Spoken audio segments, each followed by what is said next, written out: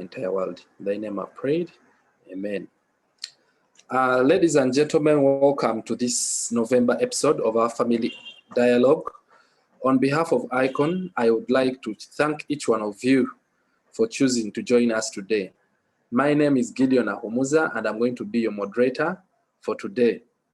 And we are very glad and happy that our panelists are already with us here online.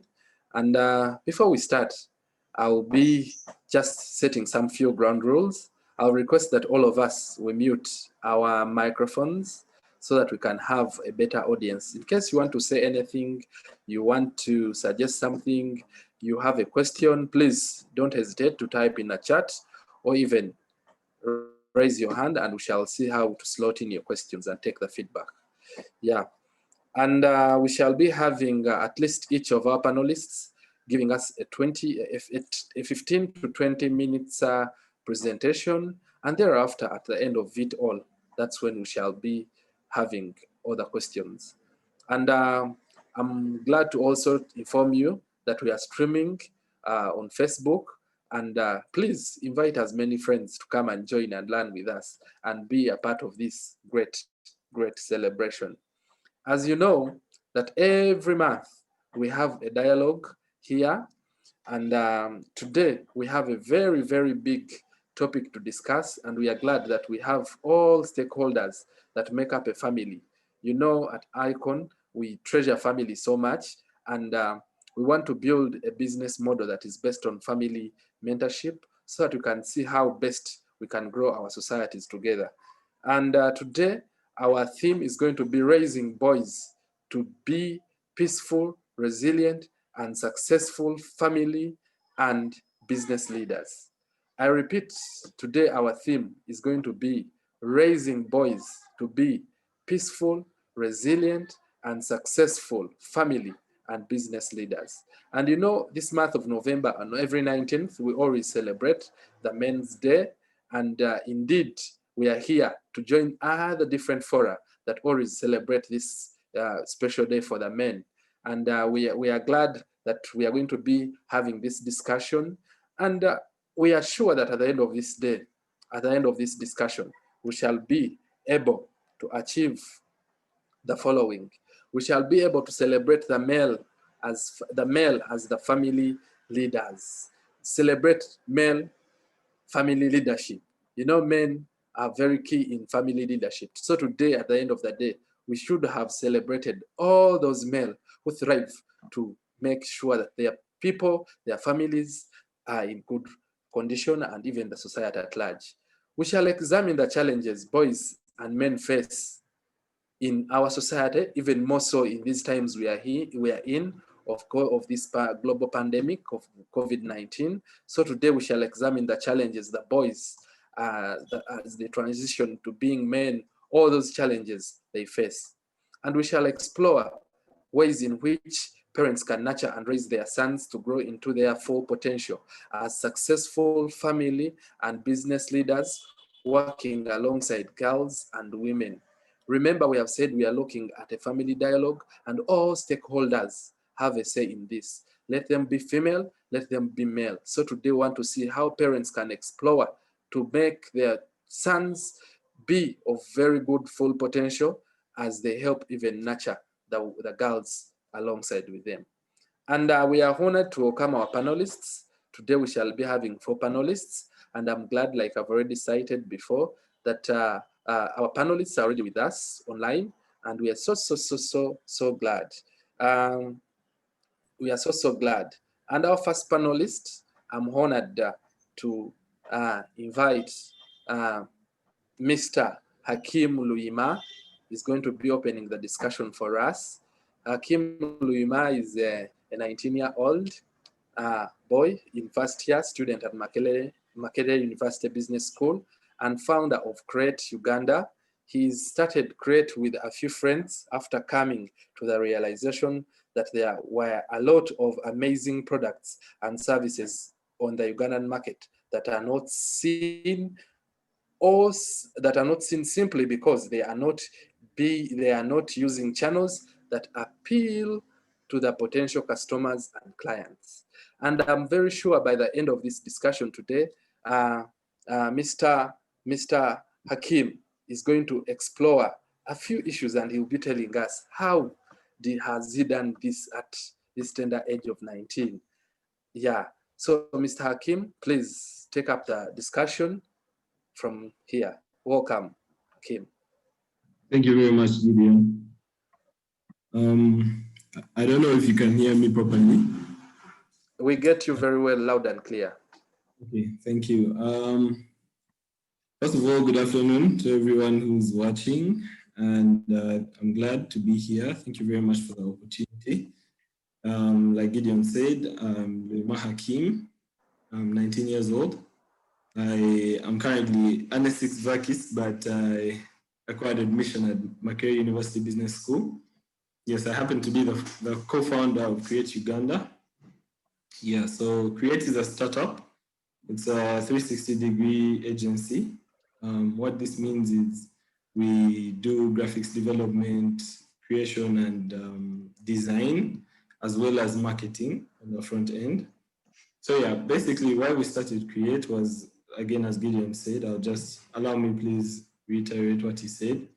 We started Create because we had a realization that there's so many good products and services in Uganda, particularly by Ugandan youth, that don't get the attention that they deserve, basically because they do not use the right communication channels, the right design, the right language, the right colors that appeal to the customers they're trying to reach. So basically, Uganda has a very high startup mortality rate because so many, I believe last year, Uganda was it 2018? Uganda was recorded as the most entrepreneurial country, basing on the number of businesses that have been started in a year. But few of those businesses live until their second birthday or even first birthday. So Create is here to solve that problem. So today's motion or topic is raising boys to be healthy, peaceful, resilient, and successful family and business leaders. This is a very, very wide topic, and I believe that we'll be able to digest it by the end of this meeting. And for starters, I'd like to take you through my journey and how exactly I've been able to have a startup at 19. So basically, like I said, Uganda is a very entrepreneurial country. So many people are talking about business. Everyone has their support my hustle. Everyone is selling something. When everyone is selling on ground, and there's this big thing growing called the internet. So first of all, I would like to give us a brief analogy about the way I look at the internet and information explosion as a whole. I'd like us to look at the internet like I'd like us to look at the internet like a big piece of land or another world up in the sky that we don't know about. So here on the world that we live in, everyone has a shop. People have shops, people have offices, people have these physical shops where people are selling commodities and services. So when the internet when the internet grows and is growing, as it grows, people will try to, like you see, people are trying to get online. People are going digital. That means people are trying to get plots of land or shops on this other world that we don't know about. You get it? This other world that's growing simultaneously with the world on the ground. So we realized, what if everyone utilizes this online opportunity? Everyone is online. You sell shoes, I sell shoes, we're all online. So how exactly are we supposed to compete? How do customers pick your commodity over mine? So we realized there is a need for digital marketing. Like, businesses need to create an online presence, more so a very vibrant, very relatable very value-giving presence. Like it's no longer going to cut it for you just to be there. You get it? Because we are looking at automation of all business operations that occur on ground to occur on the web. Like I find your store on Instagram business, or I find it on WhatsApp business, or I find it on Facebook. You're running an ad. So I'm interested in your product. I go to your DM. That's the direct message. I open a chat with you, interact about your business, and beyond, that's a lead that's being generated. From there, I can get a link to go to your website, make a purchase, pay over mobile money, or other payment options like Visa and all these other things, SendWave, PayPal, and all these things. So you realize that a business can entirely run on this new internet thing. So businesses that will make it will have to create a balance between their physical and online presence in order to make it. So I'd like to go on to the topic, that is how exactly have my parents in particular, or my family, played a role where I am now. And first of all, I would like to say they play a very direct role, and at the same time an indirect role in how you turn out, generally as an individual. Like the African saying goes, it takes a whole village to raise a child, and that saying holds a lot of water. If you look at it, that many of the things we do are a product of our environment. That's why scientists up to now can't really draw a line between nature and nurture. You wonder what is a bigger factor in how we turn out, and really can't tell the difference. But this is my view on the motion. Well, for my parents particularly, I look at them as directly, they are, for the early stages of growth, they're the main decision makers. They decide what clothes you wear, they decide where you stay, they decide what you eat, what time you go to bed, what channels you're watching. In the early stage of growth, they decide what schools you're going to, they decide what sports you need to play. They play a very instrumental role at the start, and that should not be underlooked, because it will have a positive or negative upturn in the way you come out as an individual business leader or family leader. The parents also play a very instrumental role of guidance. Like when you touch the candle and it burns your finger, they will tell you, never touch that. Although you probably have learned the lesson, but that bit of emphasis, like they keep constantly reminding you on the things that you should take up as an individual and things you should actually throw away. But yeah, that's the direct part. But I do not look at the direct part as a main influencer in the way I've turned out now. The main way is there's that indirect sort of informal education, the unsaid words, the silent words that you actually withdraw consciously or subconsciously from your parents. Basically, we look at parents as though they are mentors. Most of the things I learned from my parents are actually intangible. They do not tell me about them, but I basically withdraw them from what I see. You get it? So I see what they're doing, and I'm able to replicate it and modify it. So parents to me, or family, can be mentors or anti-mentors. So anti-mentors is a term that I've just come up with, but I will be breaking it down so that you can actually understand.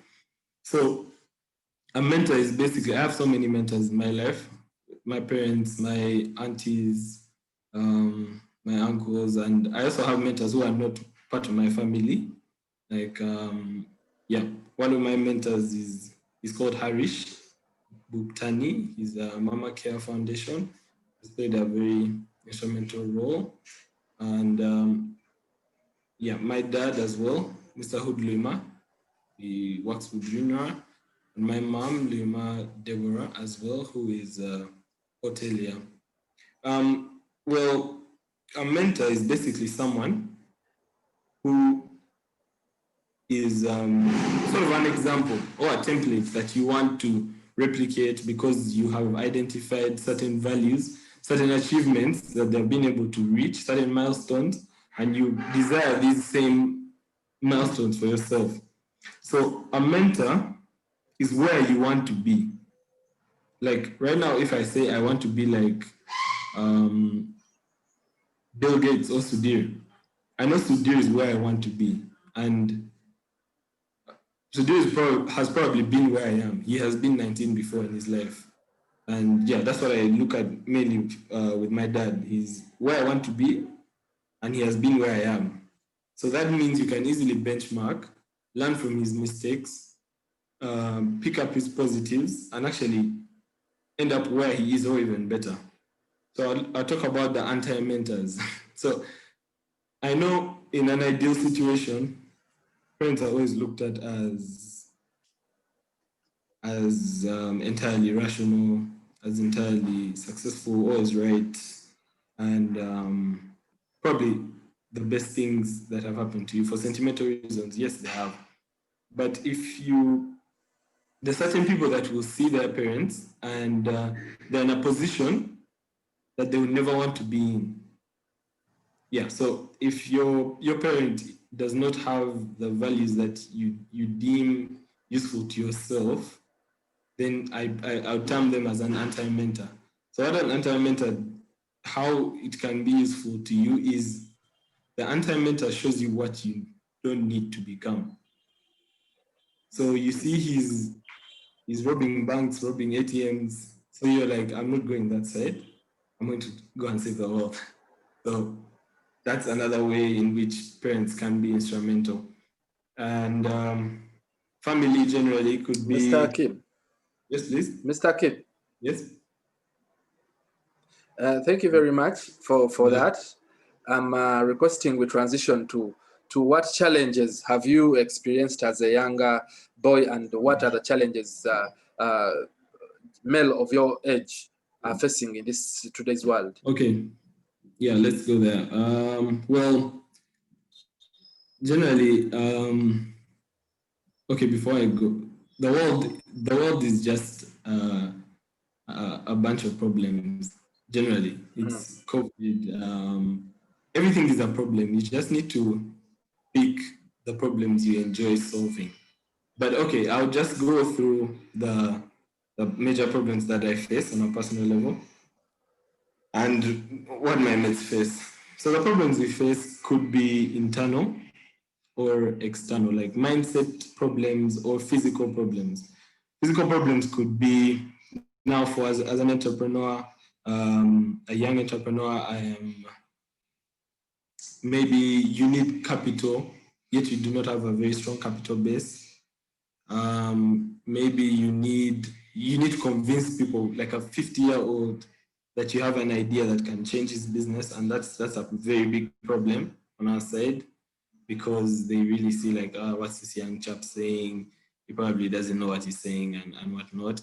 Another problem that we face is there's a lot of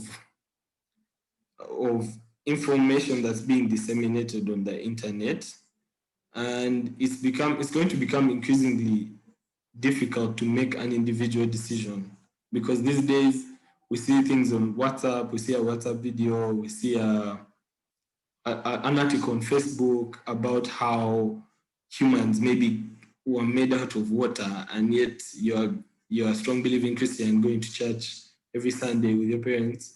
So it becomes very difficult, because there's lots of information being piled up that you see daily on social media and whatnot. So making an individual decision becomes very hard for a boy my age and anyone who's a Gen Z who is living in Uganda in 2020 and the world all over. Like, generally, that's a very, very big problem, because most of the things we do, I will tell you, Mr. Gideon, I don't know if it's the same for people your age, but most of the things we do, say, think about, or even watch are product of the things we see on the internet, because we are with these devices the whole day. So even the way I'm dressing could be influenced by maybe a picture I've seen on Instagram, somehow, subconsciously.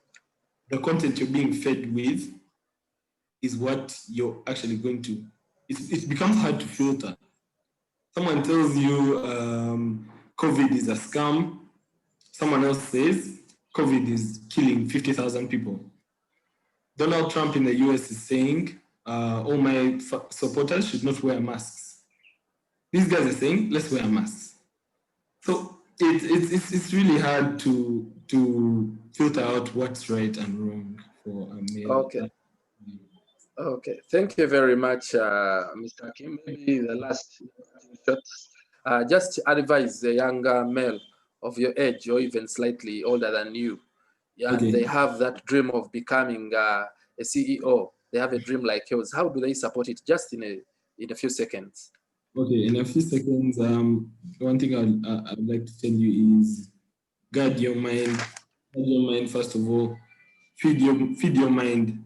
Always like devote your time to, always allocate a portion of your day to feeding your brain. Like feed yourself with information that you think will be useful to you. It doesn't make sense to wake up in the morning, talk about Bobby Wine, talk about Arsenal at the same time, talk about COVID at the same time.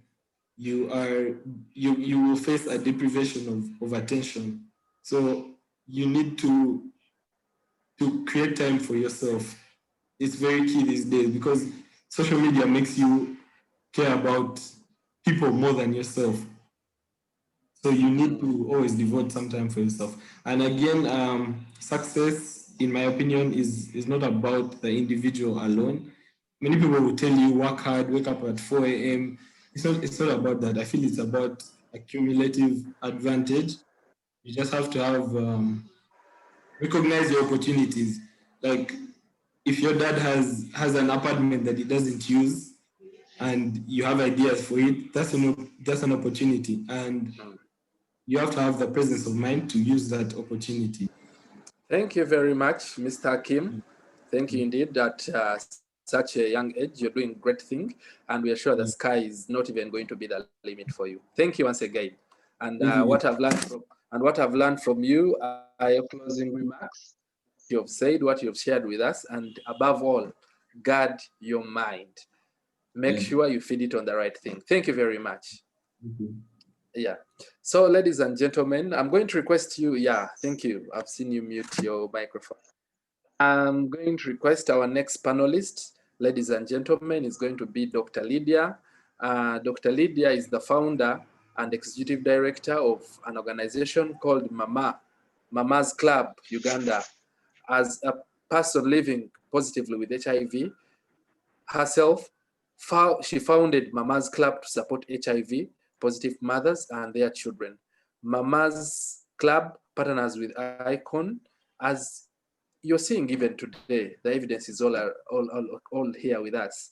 And in many ways, but today, she represents and supports boy children growing up to be responsible men. She's a male champion.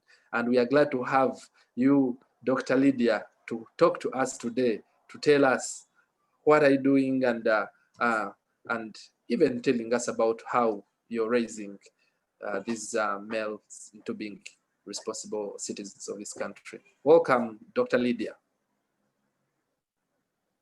Thank you so much. And I'm really excited to be here for the second time again in one of your family forums. My name is Dr. Lydia Mungerera. They've already mentioned it. And I started work on engaging men and boys many years ago. That was one of the first people to come out to do that. So, and because of that, and I'm really excited that ICON is a partner with my organization, which is looking at the strategy of engaging men and boys in developmental work. Actually, in Mama's Club, we work on building psychosocial support for HIV positive mother networks. And we started many years ago to form the Real Man Project and start the first project in this country in looking at engaging men and boys, both in access to services, HIV/AIDS services, in changing behavior, in discussing gender equality, in fighting gender-based violence. We did that many years ago. So So myself as a person, I call myself a women's rights activist because I came from a feminist background, fighting women's rights for many years. After some time, I discovered that while we are fighting women's rights and why we've been fighting women's rights, we've actually forgotten about the men, which is a very important thing. The fact that in a household, in an environment, in a community, in a society, we have both men and women. And we realized many years ago that we are all coming from a patriarchal society. This is the African patriarchal society and African culture, where men are supposed to be leaders, men are supposed to be head of our homes, men are supposed to be the foreigners. But at the time we said, we've concentrated so much on looking and bringing up girl children, protecting them, mentoring them. We then said to ourselves, I think we need to change focus and start also trying to engage men and boys. And so we formed the first network, Uganda network of, we called it then UGAMEN, but it's now called Uganda Men Engage Uganda Network, bringing together different civil society organizations to form this network. So we belong to a big global and regional, and I think Hassan will be talking about that, a regional society of partners who are looking at how do we engage men and boys. My background, actually, my role model was my father. My late father was one of those first officers. Those days, that Ministry of Gender used to be called the Ministry of Culture and Community Development in the colonial days. And my father was a senior community development officer. So he was a gender officer. And even when they opened this they changed the name around to gender, he was still advising the gender office. And that's my late father. My mother also, on the other hand, who I grew up with as well, was a women's rights activist right from the beginning. She was one of the founding members of the YWCA and built that organization to look at the rights of women and how women can be empowered to fit into society, the economic, social backgrounds, social empowerment of women. And she was one of the first women who went to Beijing, if you know about the Beijing Platform for Action many years ago. So I grew up in a home where I could see real gender issues being discussed between the two of them, because both of them were working on gender and development. And so they used to sit together, and even some of the proposals that were written, they would sit together and even develop a proposal and write together. So my mentoring was very good. And I grew up really admiring my father and the role he played in our home as a good husband, a good father, and really seeing a man who understands the importance of a woman, living with a woman and partnering with a woman in everything he did. He would always move with my mother out in the field, do the work together with her. So my background was excellent, great beginning. So when I joined this work myself and formed this organization, I said to myself, one of these days I want to see this happening. I want to see good family relationships, good men, and so in working with the mothers organization, they actually asked us that start working with the men. So we brought together male champions. So we've been working on grooming male champions to become good partners, to become good men, to learn more about the needs of women, to learn more about how to fight gender-based violence in households, which was rampant, to learn more how to be a cornerstone and to raise up the value of a woman. And that's the work that we're doing in Mama's Club. So I really believe that we need to start the men when they're young. We can't say that we are going to start waiting for men to grow up and become old and then change the attitudes and the upbringing of this man who has already grown up. So about a year ago, we launched what we call the Bulaka Level Project, which was looking at young boys.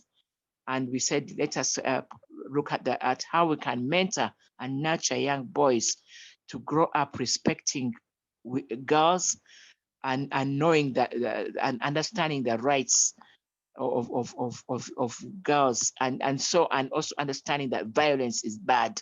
It shouldn't happen, whether when you are young, when you're older, and also respecting a girl to the extent that you might, that you don't, because the way that parents bring up boys and girls is very different. Boys are told that, you go out and play, while the girls are inside in the house cooking, doing all the house chores.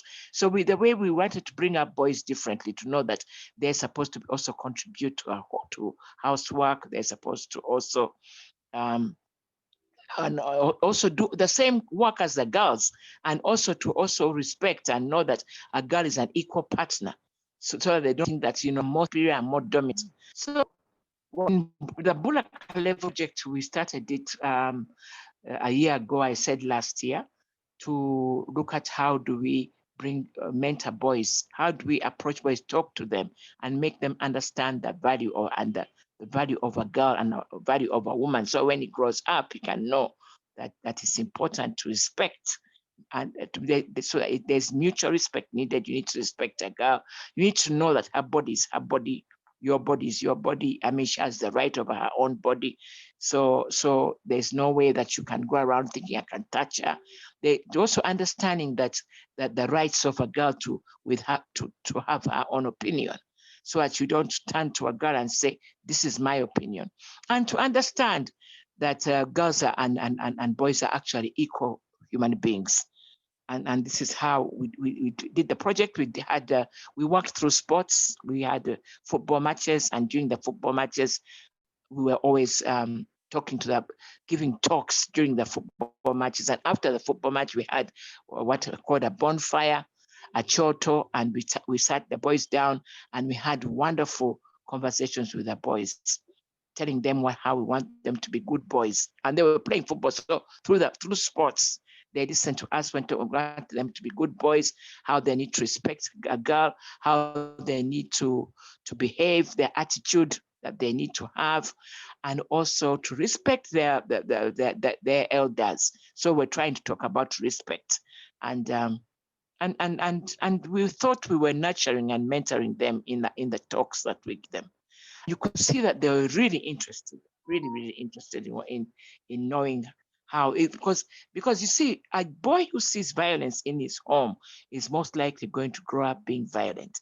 So sometimes the backgrounds that these boys come from is what leads them to become to be the wrong people that they are when they grow up. So we thought that if we talk to them, even if they come from that kind of background, they can know that violence is bad. You don't touch a woman. You don't beat a woman. You don't force a woman to do something that they do not want. So don't force a girl to do what she does not want. So we're excited about the Mbula Kalevu project. Mbula Kalevu means a man without a beard. So we chose that name to be meaning young boys who have not yet grown beards. So our project is still moving, and it's also been taken up by the Men Engage Uganda Network. So we're happy that we are partners, Mama's Club, one of the partners. I'm also a member of the steering committee, Uganda Men Engage, and the African Men Engage Africa Network, and the Global Men Engage Network.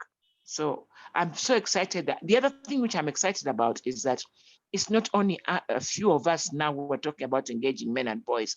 As a medical doctor, we are also seeing the health-seeking behavior of men is very poor. We're also saying to ourselves, we need to get more male-friendly health services. We need to encourage men, as we know very well that men do very badly with most of the chronic diseases. It's men mostly affected because it's women who are vulnerable, it's true, to getting the infections, and most of the infections are coming from men. But then when it comes to treatment, care, support, and adherence, we find that men are the ones who don't do well. And in fact, with HIV, where I'm working, the field I'm working in, there's the mortality, the face of HIV mortality is the face of a man.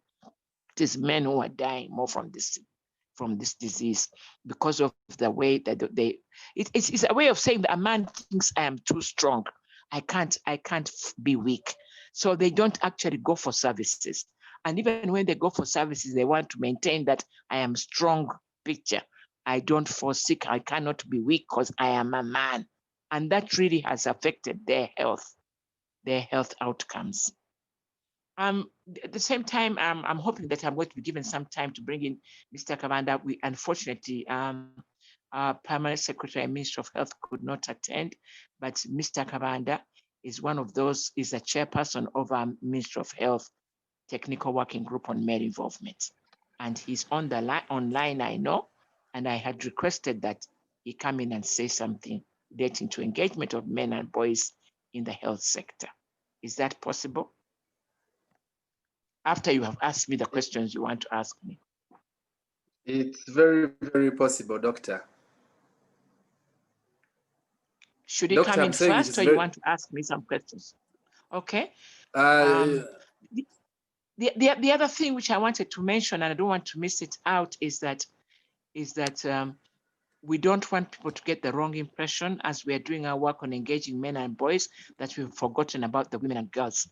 Actually, women and girls are most vulnerable, but they cannot do the work alone. They are vulnerable because they're taken advantage of by men at many times. That is that the men take advantage, especially the elder men are taking advantage of the young girls. And in this way, we find that even with HIV or whatever issue, women and girls are very vulnerable. But we feel that we need to work in partnership, and we need the men as allies, we need the men as partners in the fight against gender-based violence, in the fight against HIV, in the fight in all the fights that we are doing. We need to work together, men and boys. Thank you. With men and boys. Thank you very if much, we can Dr. allow Mr. Kabanda to come in for a few minutes, maybe, before you ask me questions, maybe. Okay, like you requested, let's have Mr. Kabanda for 2-3 minutes, then we can transition. Is Mr. Kabanda on live? I saw Mr. Kabanda. Has he gone off? Maybe he needs to unmute. Yes, thank you, the moderator and Lydia, for that preamble.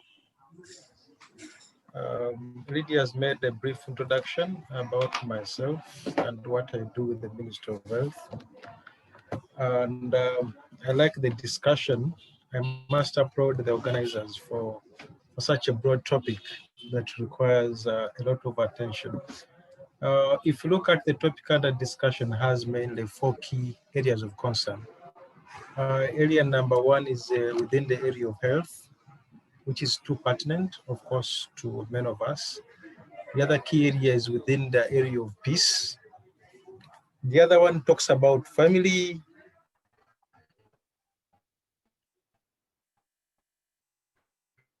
And the last issue would be able to prepare young people for all those issues that lead us to have healthy lifestyles, peaceful lifestyles, peaceful homes and families, and eventually be able to run successful families and businesses.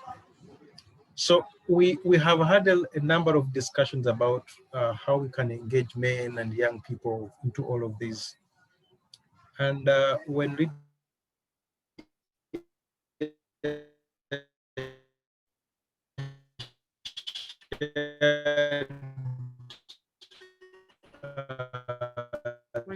this topic of discussion about all these 4 areas of concerns about the young people.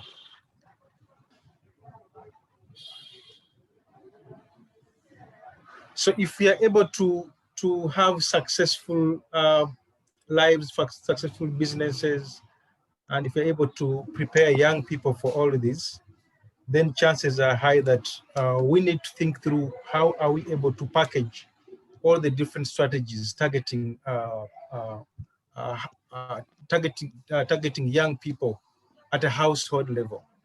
Because even when we do a lot of teaching and educating young people on what their responsibilities are while at school, if they go back home and they don't see this happening, most of the champions we have had, including Dr. Lydia, you are able to realize that they are able to appreciate some of the good aspects about the responsibilities of a man or men right from their homes.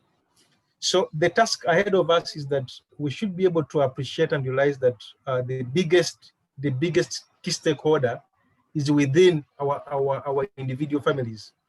And for us to be able to change this, we need to do a lot of advocacy with the number of cultural institutions in our country, because a number of the key issues are within our cultural values, norms, and practices that a man is a man. So the key engagements with some of these key institutions will definitely be able to give us a very good base and background for us to be able to achieve results. And of course, they are those good practices which we need to see. Those practices which you need to see happening from parents, because chances are high that if a young man appreciates some of the good attributes from a father or from the family where he has been brought up from, then chances are high that he will be able to be an exemplary person. And of course, us also being in a position to widen the discussion and see how we can be able to instill this at two levels. Number one, targeting older men, the Kavandas and the rest who have young children, and let them know that the world has now changed. Those days, a man was a man, and you would expect them to be giving orders, which isn't the case now. So for them to be able to offer this other extra hand when they grow up, take an example of moving with their wives for ANC, just to give it as an example. You would expect that this person is able to see this happening at home. If a young boy is staying with the young girls at home, what are some of the practices that are happening at that level? And how are we able to change the vice so that we are able to see that they are moving in the right direction? All of us are appreciating that in terms of healthcare seeking behaviors, as Dr. Lydia said, that the practices are very poor for men, and that's why we are suffering. And even when we target them at that level, there are things that we may not be able to change. So if we're able to look at this within the near future, then we need to change the focus.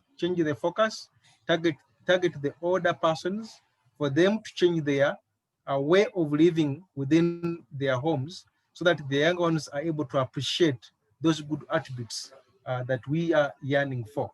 And definitely, also us appreciating that we need now to live an open culture in our homesteads.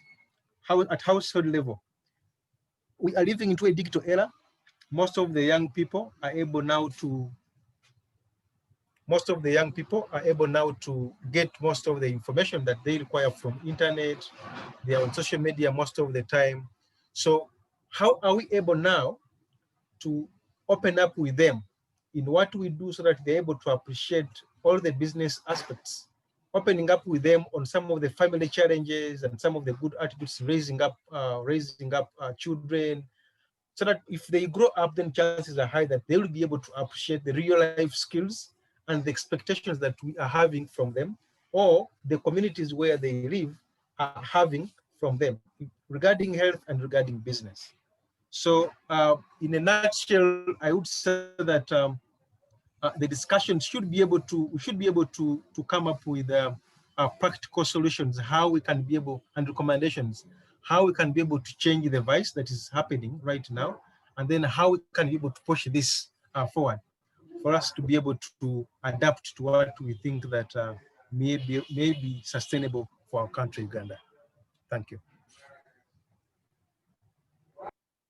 I don't know. I think my time is over. Is my time over now, Mr. Moderator? Hello?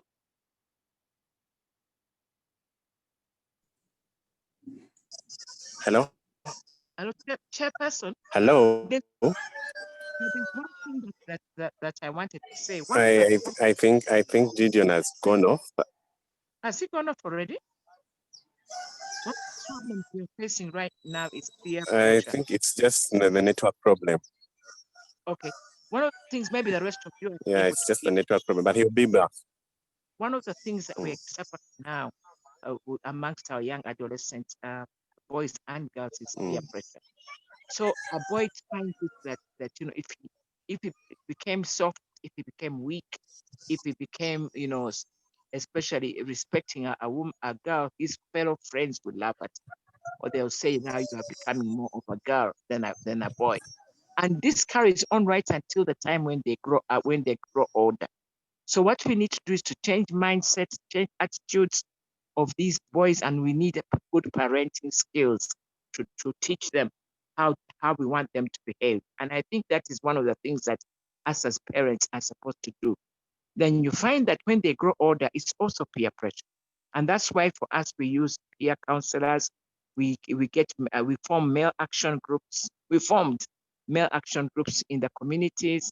We are now working in the islands with the men there, the fishermen. So when you get these men to be able to sit down, fellow men, and talk with them. Then finally, one thing I must talk about is our community gatekeepers and our cultural and religious leaders. How we need them so much to shape our boys, our young boys. And we have done that. We have actually worked with the cultural leaders, with the religious leaders. One of the great champions of mine, one of my mentors also is Reverend Canon Gideon Biamgisha, who has actually taught me a lot in the way of talking with young people. He's excellent at talking with young men, young people, and he's one of my male champions. So we go out in the community and get the male champions from the villages, from the sub-counties. And then when we get the champions, we train the champions we have a training guide. After training the male champions, then we teach them certain things about how we expect a good man to be, how a man can support his female partner. How even when there's sickness in the home, the man is supposed to be a supportive partner. How when it comes to economic empowerment and business, that men and women are supposed to sit together and share and discuss. So all these things we are training our male action group members. We have a whole curriculum. And I think that has really been very, very useful for us. And the champions are actually doing more. They're actually going into homes where they find that there's a problem and they ask if they can be invited in the home. We have our male champions going into the homes, talking to fellow men. And I think this has been useful. So as the Ministry of Health, I'm also a member of the Ministry of Health Male Involvement Technical Working Group. I'm one of those who founded that group, although I'm not a staff of Ministry of Health. But I'm excited that people like Mr. Kabanda, who is a commissioner in Ministry of Health, can come and lead in this respect.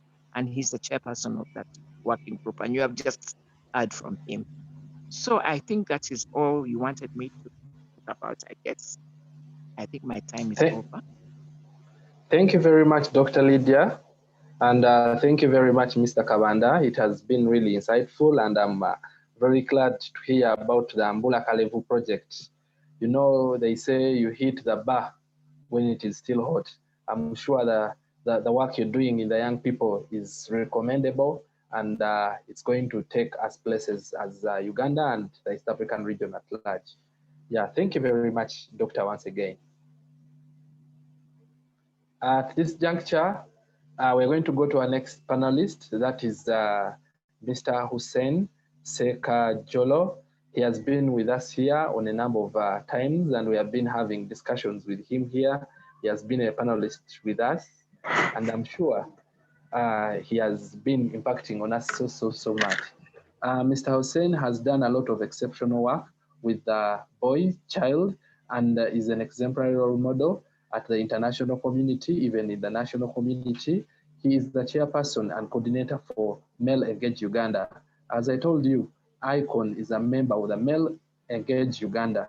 He's very passionate about working with men and boys to reduce gender inequality, promote sexual reproductive health, as well as human rights in Uganda. He has facilitated many sessions on different ways to achieve gender equality, including male involvement to end gender-based violence and violence against women and all that kind of violence. And today we are glad that Mr. Sekajolo is with us. Mr. Sekajolo, you're very welcome. And this is your time to share with us. Thank you. Thank you very much, Gideon, for that brief introduction. And just to be on the safe side, because my chairperson would be very annoyed with me. I am chairperson for Men Engage Africa, not Men Engage Uganda. So thank you very much for that introduction. Now, when I got this topic, my head went racing.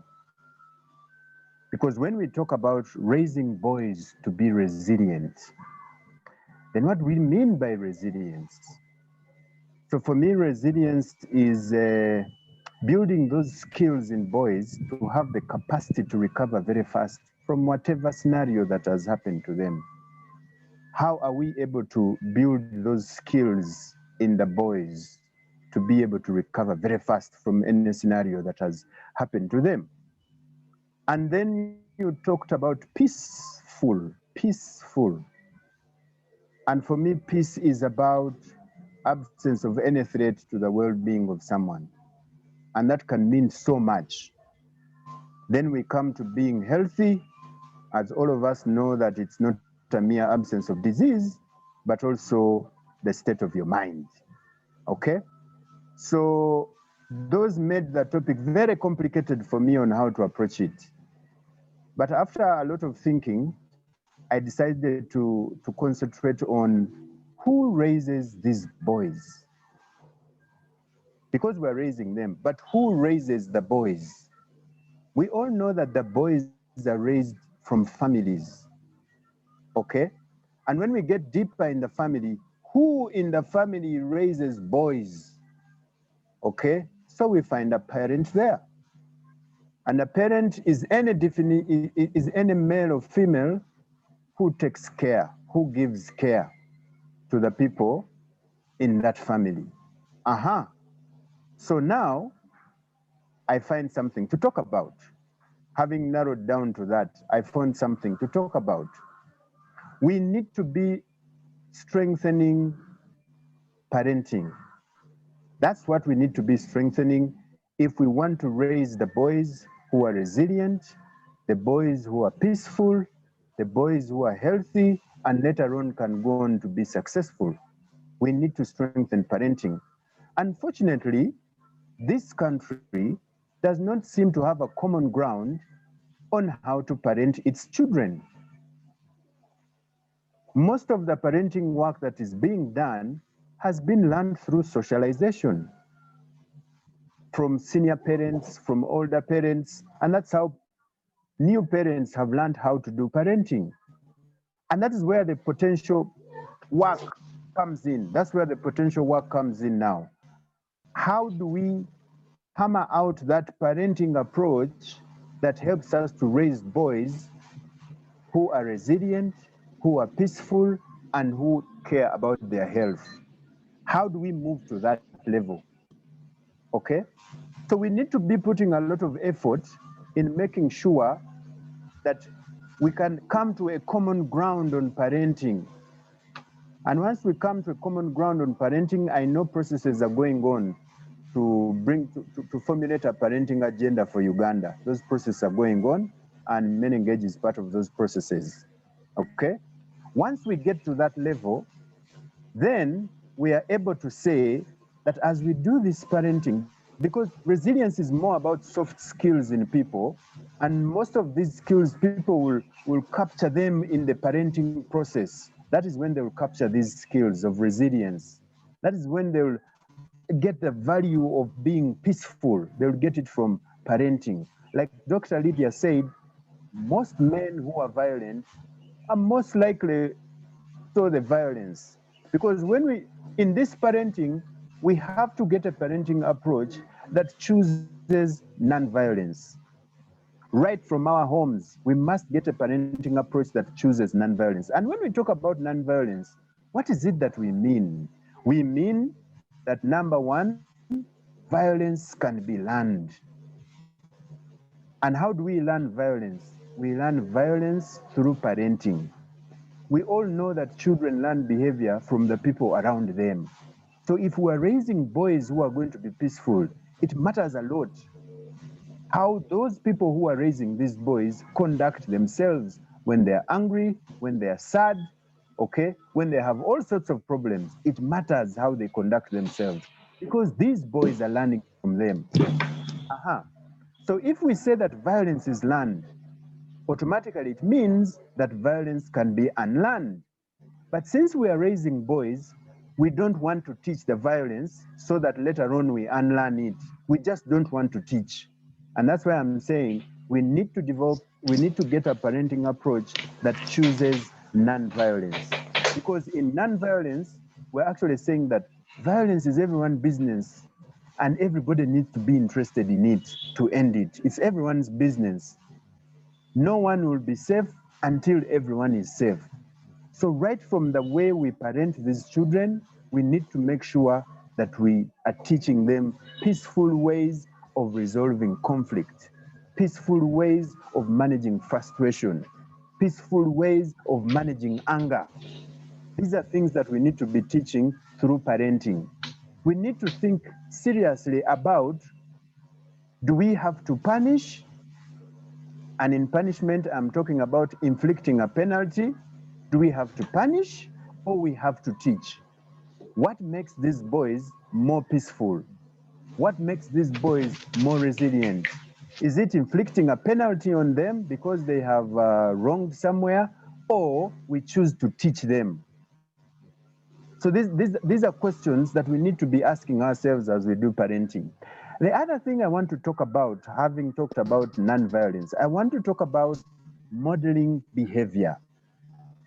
Modeling behavior for boys is directly responsible at understanding how these boys will be peaceful, how these boys will adopt healthy behavior, and later on be successful.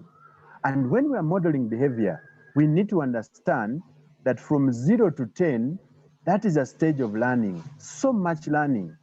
And then we have 10 to 19, very volatile stage. But those who are responsible for parenting need to continue to model behavior. And then we have the 20 years plus.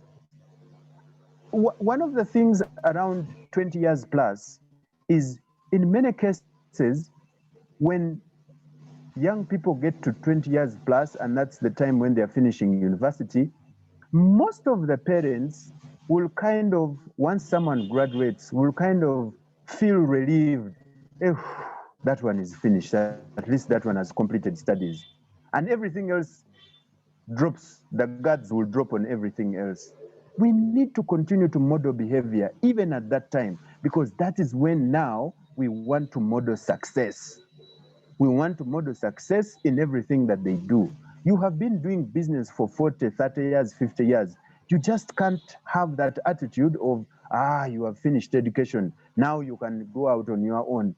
No, that is when modeling successful behavior continues, because you have to consolidate the behavior you have been modeling right from 0 to 10, 10 to 19. You are now consolidating that behavior.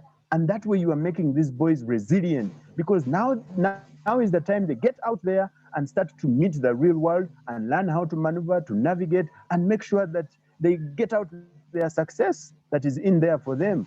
So we just can't drop. We need to continue modeling behavior even all through.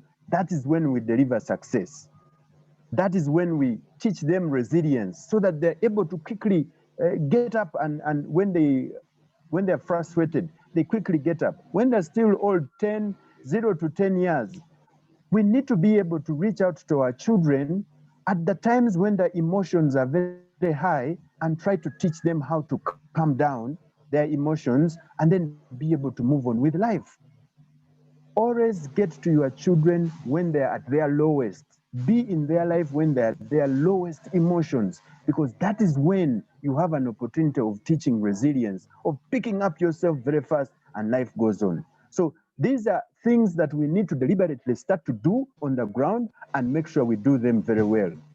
The third point that I will talk about is, how do we teach equality and respect when we are raising boys to be resilient? Because that is an important area, teaching equality and respect.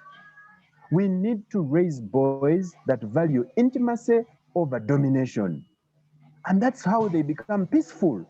Because once boys learn to value intimacy, it means they become empathetic. And when they become empathetic, when they're empathetic, then they value other people. They are not domineering over other people, okay? We need to teach things like being present. You who is parenting this boy needs to be present in the life of that boy. Once this presence is not there, Mr. Commander has talked about how people learn from, and Dr. Lydia, how they learn from the people that they are with.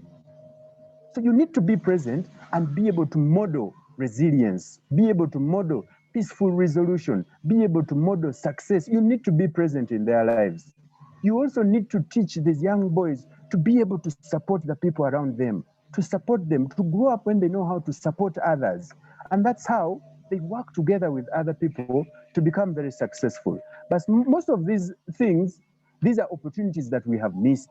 We have missed these opportunities. But it is not too late for us. Now, when we talk about success, to be successful, we also need to be careful, because one of the challenges we are seeing in working with fathers is that men tend to concentrate on looking for money, and they end up being absent in the lives of their children.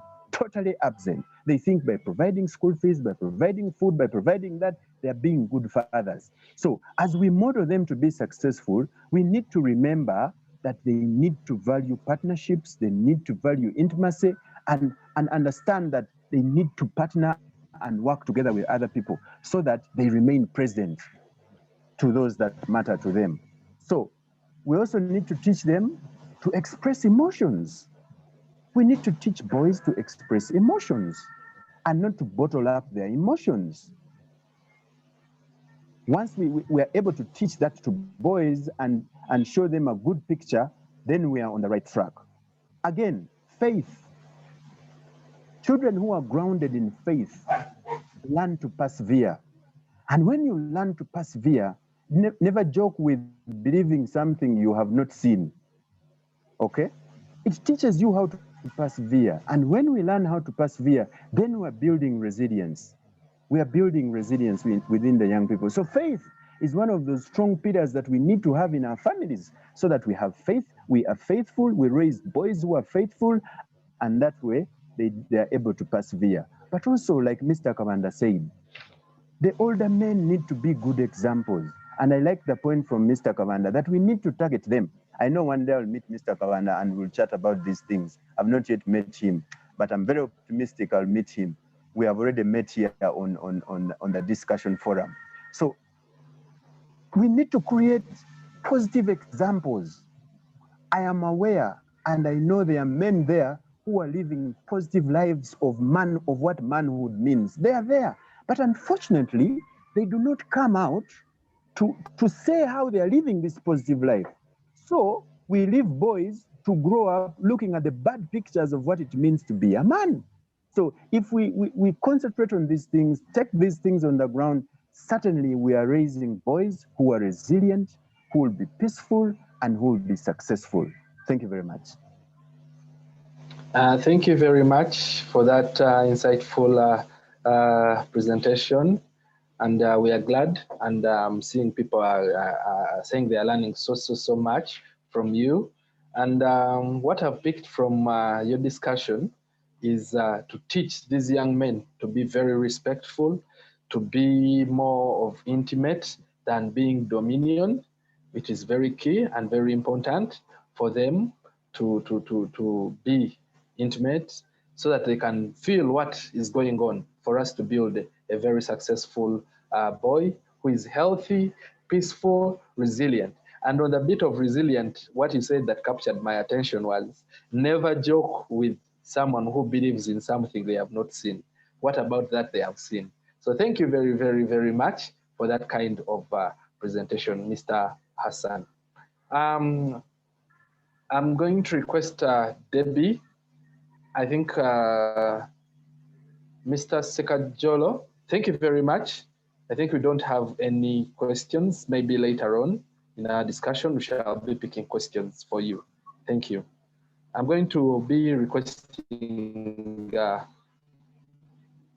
Mrs. Serwada to let our next presenter, Mr. Gideon, to be on the standby to call so that we can have him on.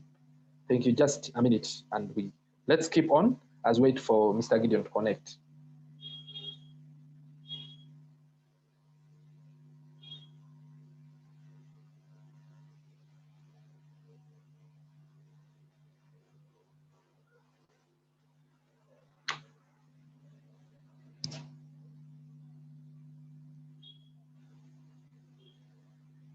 But as we wait for Mr. Gideon to connect, maybe if there is someone who has any submission, anything they want to add, you can please just let us know, and we have you on.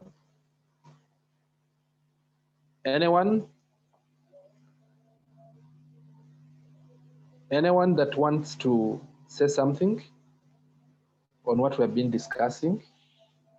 Because this is a topic that we have, this is a theme that we have been faced around us, and all of us can ably say something about this, because I'm sure all of us are parents, we have brothers, we have sisters, we are mentoring, we have young people that look up to us, and we can be of great importance to this discussion. Yeah, this is the time.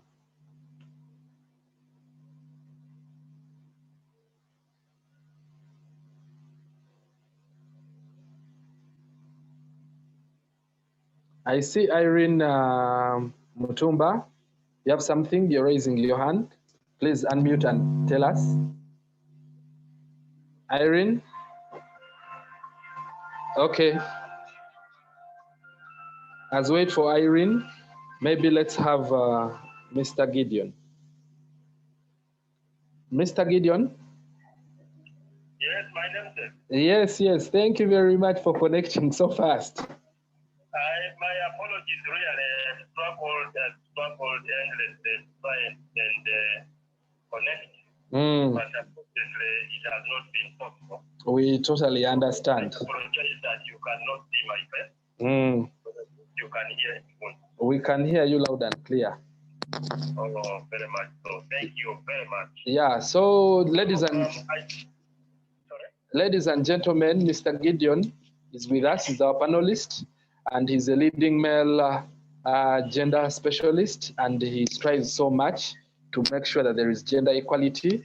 He's a statistician by training and taught at the Institute of Statistics and Applied Economics at Makerere University from 1992 until 2000, when he joined the Private Sector Foundation of Uganda as a senior policy analyst, and is now the executive director, Private Sector Foundation Uganda. And he has been a very responsible, peaceful, resilient, successful family and business leader. And we are very delighted to have you, Mr. Gideon, to present on our theme for today as we celebrate the men this year and this month. Please, you can take on the floor and share with us. Thank you very much, Gideon. And again, my appreciation as we celebrate this International Men's Day. But also remembering that the man can only lead within the family. And I was privileged to listen, I think, to the last two speakers, Dr. Mungerera and Mr. Sekatio. I think these are very, very insightful thoughts that have been laid across. I always enjoy listening to these personalities. Thank you very much. And those that I did not have opportunity to listen before, I appreciate your presence and your intervention. Now, the topic that we have been discussing is quite a lengthy one. It talks about health, it talks about peace, it talks about resilience, it talks about the successful family, it talks about the business leader. What it does not talk about is production and productivity. And in my opinion, at the very set, I think you should say that the reason that we were put on this earth was to dominate the world and make sure that we are productive in whatever form. So since we are talking about a family dialogue, I think it's very, very important that this one comes right at the center stage. How can the family galvanize effort for production? I think later I will be looking at how to support and promote family business. Gideon, I think the very first thing I must, and which is pretty obvious, is that the human family is founded on the man.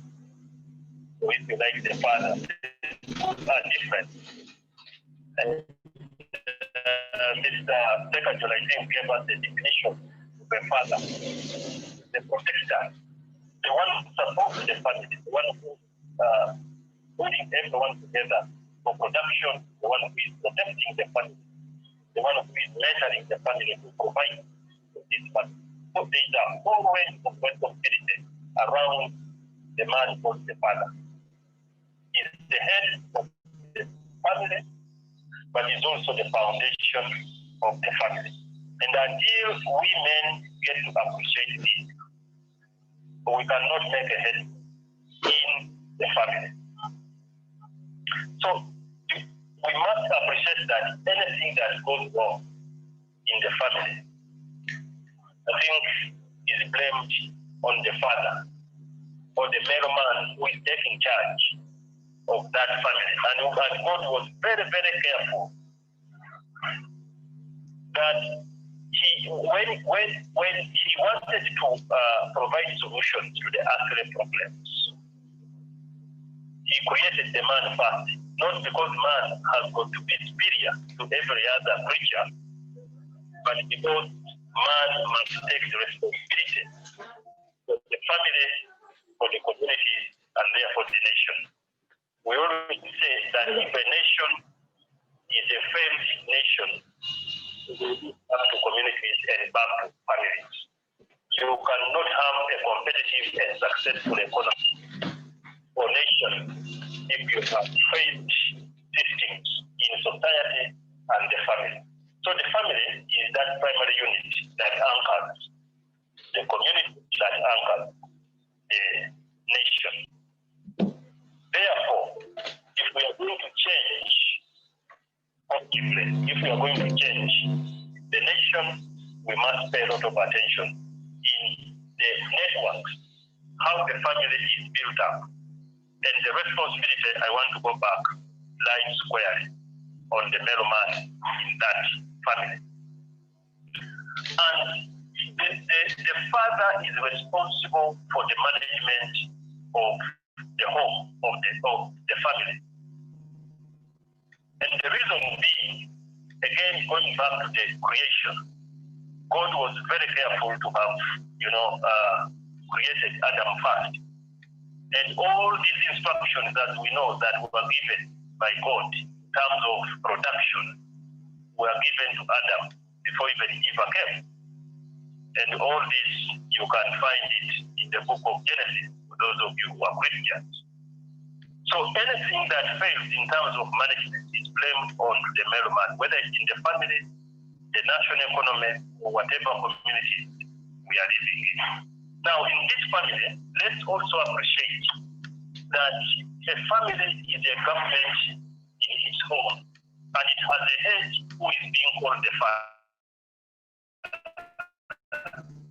Like you have a president of a country. Now, because it's a whole government in its own, there are different departments that must be pulled together by each father to make sure that the family functions.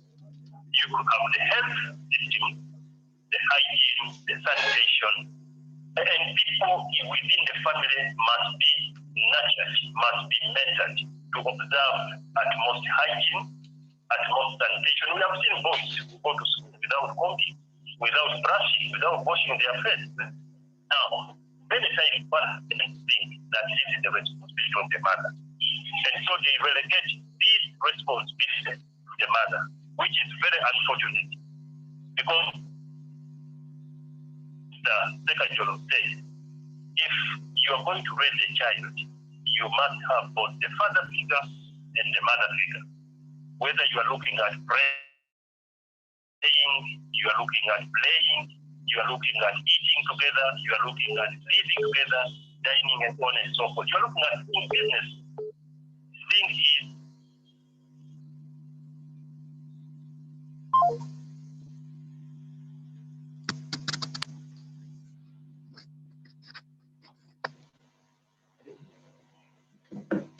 Hello.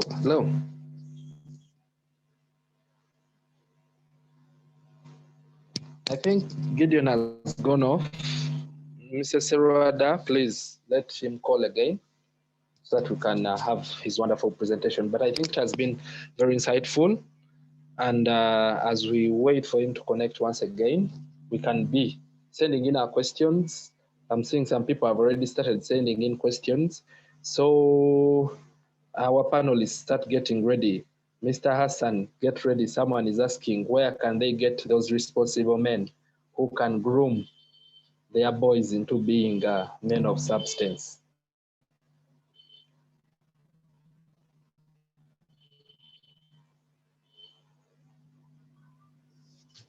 Thank you, Gideon. Thank you, Gideon. That's an interesting question. Where can we get those men? We have to make the men. Okay? First and foremost, there are two ways to make the men. One is let's raise the boys into the men that we want to see. That is one of them. Two, like Mr. Kawanda said, let's target the adult men and work with them to change their perception so that they can become the men that women want to be around. We need to work every day. We need to work to make sure that we redefine what it means to be a man, so that every man out there begins to reflect on what it means to be a man. The new definition of what it means to be a man must include having relationships based on mutual respect and equality. That's what the new definition has to be. So yes, and the men are there. There are families that have raised men to be mutually respectful to everyone. They are there, but there's a lot of work to do, because you cannot have a drop in an ocean and say you have added value to the ocean. So we need to work, like Mr. Kawanda said, alliances and partnerships with cultural leaders. Dr. Lydia said alliances and partnerships with religious leaders. The first speaker also spoke about, in his closing remarks, what value that you need to have to be that successful and responsible man. So we need to work through all those angles and make sure that all of us are speaking the same language. Then we shall create those men. Thank you very much. Thank you very much, Hassan, for that wonderful answer. I think we need to also seriously look out for those men and make the men ourselves. We the fathers, we the mothers, we the leaders at all various levels. We need to make the men. And like Dr. Lydia said, that now they are being very intentional on Movubuka Mbula Kalevu, one who has no beard. Hey, like I told you, you hit the iron when it is still very hot. So ladies and gentlemen, those who are still on, we request that you send in your questions so that our panelists can do justice to them as a way to connect with Mr. Gideon to finish his presentation. I don't know. Okay, now I'm on. My name is Irene, and this is a very interesting topic. Thanks a lot for all the presenters. My issue now still goes back to maybe ICON. Can ICON identify, some of these men, like, okay, some of these, like the presenter, like Mr. Hassan or the others on this panel, people who are actually can be available, because right now, as we need to have access to them. Okay, we can say we can make them, but are there men that are able to put in their time, even if for a fee, to be role models or mentors? Because you look around and you don't have anyone. So my question still goes to the presenters, but also to ICON. Can we start identifying men who can actually be in this space to support our boys? Thank you. Thank you very much, Irene. Mr. Herbert Musoke is on standby from ICON, and he's going to be taking on some of those questions, and he'll be surely giving us the answers and solutions to that. Mr. Herbert? Mr. Herbert? Yes. Yeah, please. Yes. Irene is Good evening, asking. everyone, and thanks for the presenters. Yes, Irene is asking, how can I Hello, can you hear me? We get you loud and clear. I hope you got the question. Yes, I had the question for Yes. Irene. Yes, Okay, Icon. please. With Icon, we have clubs that are helpful in bringing up boys. The club is called a Boys to Men's Club, and we also have a male engagement coordinator that helps out in that regard. And so basically, we shall be looking out, you know, to help out those young men who are yet to get into the adulthood, stages. So Icon is always part and parcel of that men engage, so that we can see those young boys getting into the men that will be resourceful and productive in society, just like the way Irene has requested. So we are always there. We shall always be there when we are called upon. Thank you. Thank you, Herbert. And we have Gideon back online. Gideon, Mr. Gideon. Hello. Hello. Hello. I think it has gone off once again. Sorry about that. We shall keep trying and get him to finish his presentation. I think it was very insightful and we need not to miss any of those discussions. Any other questions before we move on? Because I see we are left with about 27 minutes to close our discussion. You can please raise your hand in case you have something to say, or in case you have a question, you can type. But we want to thank the presenters, our panelists who have been very good to us. But I want to first talk to Mr. Hakim. Hope you're online and you can get me clearly well. Mr. Hakim? Yes, Mr. Gideon. Someone is asking. Yes. How best should this, because you've had all the different people asking questions and saying, how can we engage these young boys and how can they get role models? As a young boy, as a young male who's at the university or joining the university, what is your role, you in inspiring even the younger ones? Yeah, okay. First of all, thank you very much for the question. I will not try to, I know it all as a man. I'm also still in the self-discovery stage of being a man. But my advice is, first of all, as Mrs. Lydia said, that we live in a time where women's rights are advocated for, empowerment and whatnot. So we need to guard our masculinity as well. Like, be proud to be a man. At times it's hard for young men right now in society because we're being shown the extremities. The world is always interested in the extremities, extremely good or extremely bad. That's the only thing that makes the news.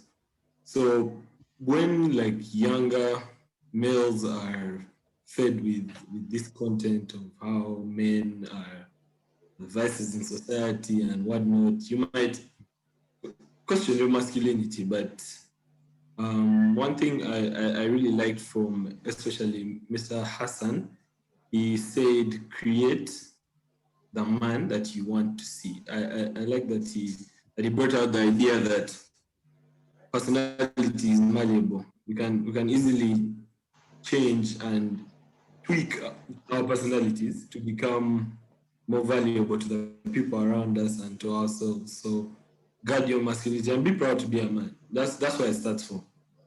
Mentality. If you are not proud to be a man, then this whole talk will not hold water. You can always tell people to become very useful men and whatnot, but it all starts from the mentality.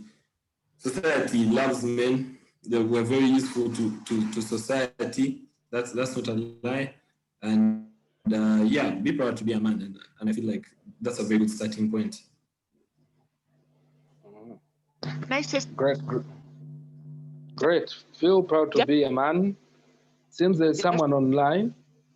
I just wanted to input into this topic of where can we find these men. When we started the male action groups, we said to ourselves, even within the private sector, himself, Mr. Hakim, can find a group of men and they can sit together and create that discussion. I think, Irene, I don't know where you're working, but I really think that you can be the forerunner in getting a group of men to sit together in a group, and then you can invite Mr. Hassan Sekajolo and such people who we know who are mentors to come and create even a male action group where you. That's how we started groups. Lydia. Lydia. Yes, we get you, but there is also someone here. Mrs. Serwada also had something to say, then you can chip in. She's calling, so let's first take her, then you chip in later. Mrs. Serwada. Mrs. Serwada, we get you. Hello? Yes, please. Yes, please. Okay. Sorry, I'm calling from out of town, so I don't know if you can hear me. We can get you. Can you hear me? Yes, please. Can you hear me? We get you loud and clear. Okay. Okay. So my issue, hello, Gideon? Yes, we are getting you. I'm trying to respond to Madame Irene's question. Yes, please. So she asked a question about where ICON can get the men. Yes. And actually, we already have those male engagements, and I mean male champions. Male champions like you, Gideon. Male champions like Hassan. Male champions like Gideon. Male champions like Mr. Kabanda.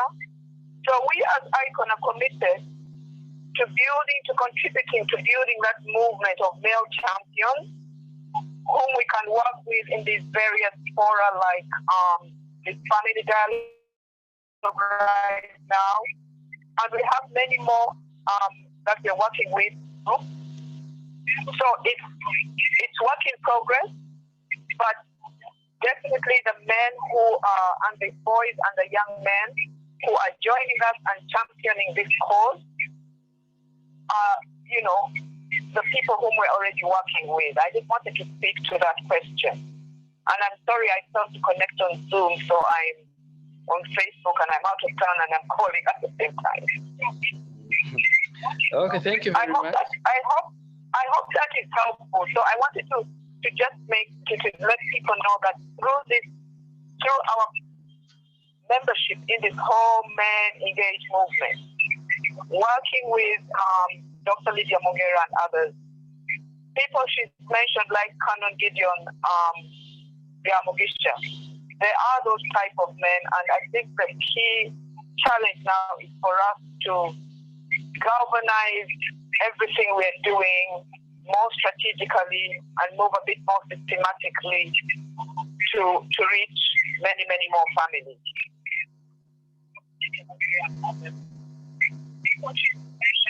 Thank you, Gideon. Thank you very much for that kind of submission. It has been very helpful.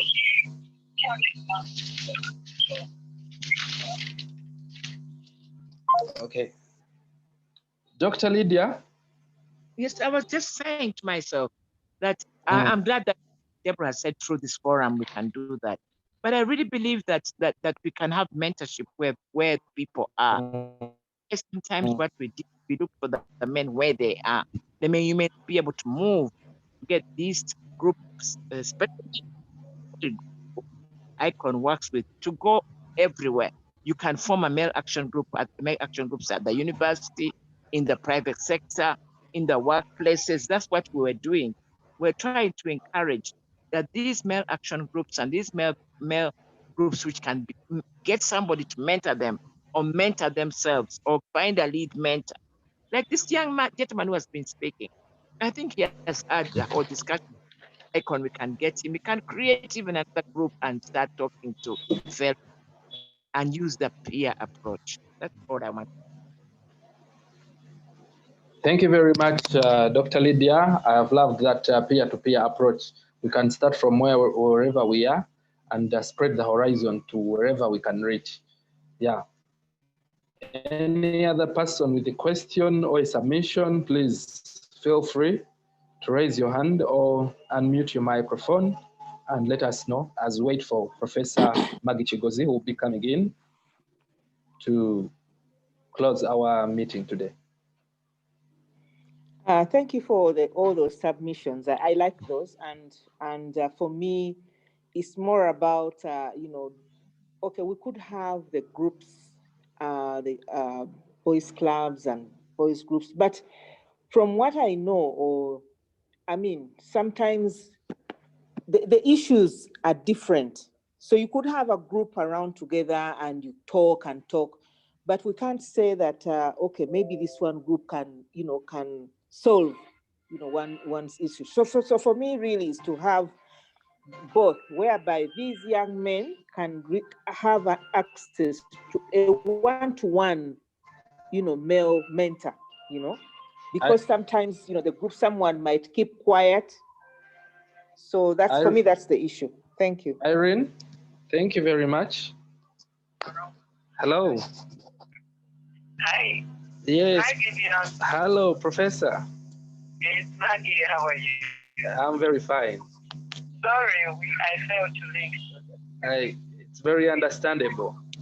I shall hold on. I can hear Irene speaking. No, Irene has actually is done with her submission. Oh, she's on Facebook now.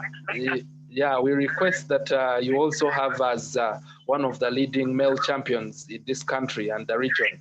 You also have a word on this theme we have as we celebrate the men. Okay.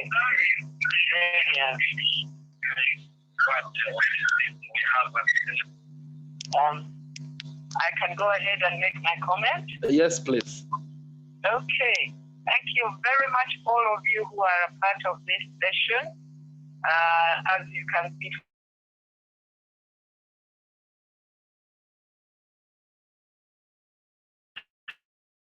how do we get men on board? How do we get men to look at family as important? And for the men that have families, to now be the role models and the mentors of their children, the boy child especially. We as women are doing a lot of work with the girls. Well, maybe because the girls have maybe more problems than the boys have, but a lot of their problems come from the family, start in the family. So with this discussion we've had from a number of you, and Dr. Lydia, from Debbie, from Gideon, and Irene, let us work in partnership with all the men. I myself must say I am here. I am sitting on so many boards. I am in the private sector, largely because I had a father. I had a father who loved me. I had a brother when I picked a husband because I had a role model. My father was for the kind of husband, and now I have my boys, Navio, how he behaves, and now we are with the grandchildren. So it is a matter of mentoring. It is the family that is the backbone of creating a kind of boys that will grow into the kind of men that we want. Men that look after their families, men that have time for their families, men that absolutely do not beat their wives. There is no reason for beating an adult. a fellow adult, even if she's a woman. No one has that right at all. So let us thank ICON for having organized this. Thank you all the speakers that have supported the initiative. As the chairperson of ICON, I want to say this is something we are just starting and we are going to continue. I work with the Scouts. This is a huge source of young boys and young men who will be the future of this nation. But also we need to get to the schools. We need to get to the teachers. This time we are focused on the teachers and their families.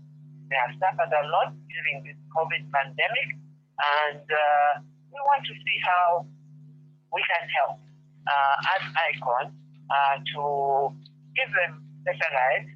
They are so important as teachers to all our children, both the boys and the girls.